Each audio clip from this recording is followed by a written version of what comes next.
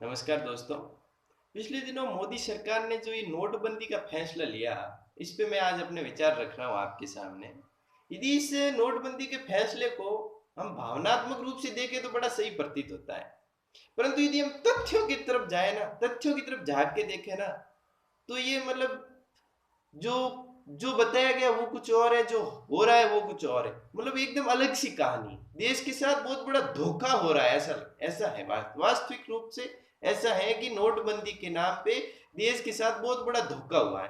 अब मैं आपको पॉइंट टू पॉइंट बताऊंगा। जब मोदी जी ने पहली बार भाषण दिया तो तीन तर्क दिए इसके पीछे।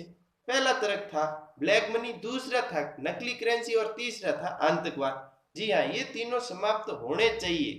तो जो ब्लैक मनी का पहला तर्क दिया ना कि ब्लैक मनी बाहर आएगी, मैं भी मानता हूं आना चाहिए। और भारत की जो $2 ट्रिलियन अर्थव्यवस्था है उसमें 22% ब्लैक मनी, और 22% ब्लैक मनी को बाहर निकालना वाकई बहुत अच्छा कदम। परंतु मैं आपको ये बता दूं, जो जान के आपको हैरानी होगी कि 22% अर्थव्यवस्था में जो ब्लैक मनी है उसका मात्र 0.5% करेंसी नोटों में है।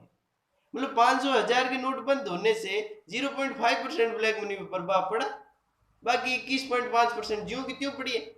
ब्लैक मनी वालों पे क्या फर्क पड़ा? जैसे एक आदमी है धन्ना डेवर है, उसके पास 25 1 करोड़ की संपत्ति है, कुछ जमीन है, घर है वगैरह है। अब 25 करोड़ की संपत्ति वाले के पास करेंसी नोट कितने हो गए आप भी बताओ?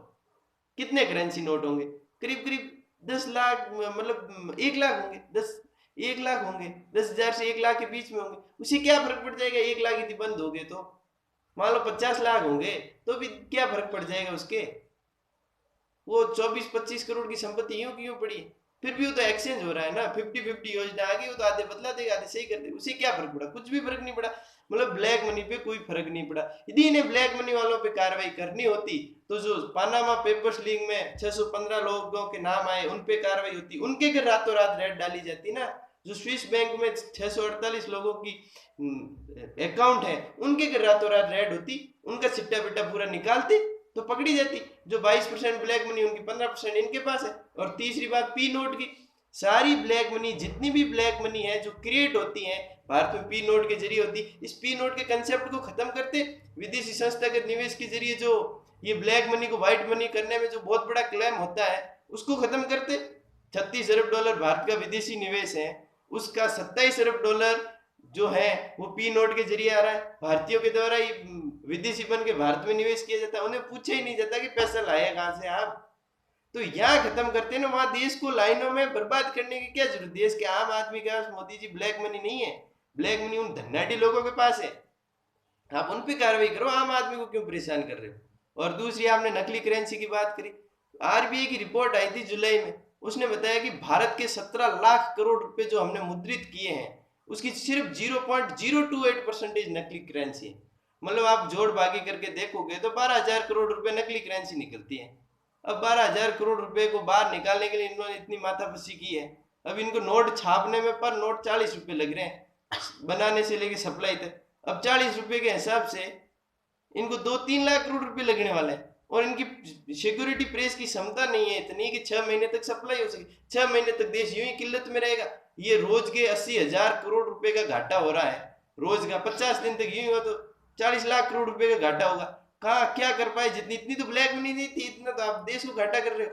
और अब बोल रहे हो कि हम ब्लैक मनी, तो मतलब ये बात है। जो नकली करेंसी की बात कर रहे हो, जो भी बात कर रहे हो, ये सरासर धोखा है देश के साथ। इनको बैंकों का एनपीए बहुत बढ़ गया था। एनपीए मतलब नॉट परफॉर्मेंस मनी, मतलब जो बैंकों ने कर्ज दिया था उद्योगपतियों को वो लेके डकार गए। जैसे ललित मोदी है, विजय माल्या है, ऐसे लोग डकार गए। अब उनके घर से वापस पैसा नहीं लाए, उनको तो माफ करना था पैसा, उनका पैसा माफ करना था। और ये पैसा आम आदमी से लिया इन्होंने।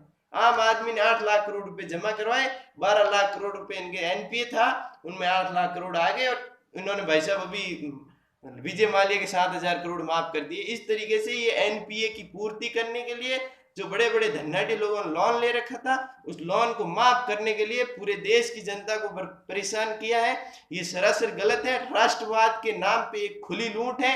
देश के आम नागरिकों की जिम्मेवारी है कि इस चीज को समझे और अधिक से अधिक शेयर करके देश के नागरिकों को जागरूक करके इस आवाज को अधिक से अधिक उठाया जाए, क्योंकि ये जो लूट है, इस लूट को हम कभी बर्दाश्त नहीं करेंगे। आप उद्योगपतियों को फायदा दे रहे हो, किसानों को मार रहे हो, गरीबों को मार रहे हो, इनके पास कहाँ ब्लैक मनी। तो मेरा आपसे यही निवेदन है कि इस बात को समझा जाए और ये जो लूट है इसको रोका जाए। धन्यवाद।